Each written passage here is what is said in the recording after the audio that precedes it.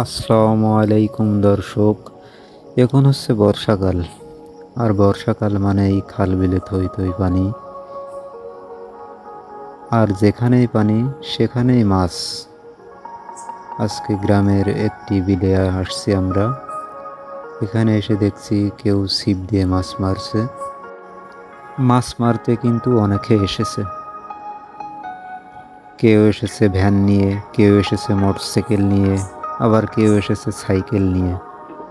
আসলে মাছ মারার মজাই আলাদা। কিছুটা দূরে দেখছি দুটো ভাই পাতা জাল দিয়ে মাছ মারছে। হয়তো তারা জালটা পেতেছে। সাধারণত পাতা জাল অনেক লম্বা হয়, যে যতটুকু বানায় আর কি। সাথে দেখছি একটা হাঁড়িও আছে, মাছ মেরে হয়তো ভাইয়েরা হাঁড়ির ভিতরে রাখছে। এক ভাই এক মাথা থেকে মাছ সংগ্রহ করছে, মানে জালের থেকে বের করছে।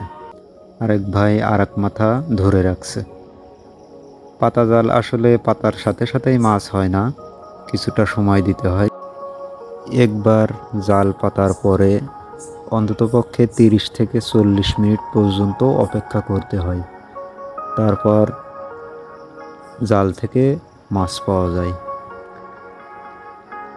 বিলের মাঝে জাল পাতার জায়গাটা আসলে সুন্দর হলেই ভালো হয়, কেননা জালে যেন কিছু না জড়াতে পারে।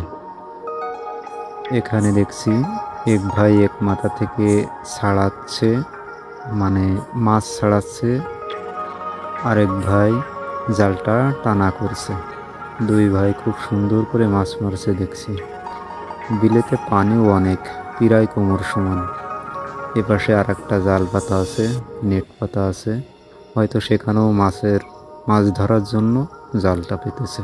আপনারা দেখতে পাচ্ছেন, কিন্তু এখান থেকে স্পষ্ট দেখানোটা সম্ভব হচ্ছে না আসলে মাছ কেমন পাচ্ছে। সবাইকে অসংখ্য ধন্যবাদ।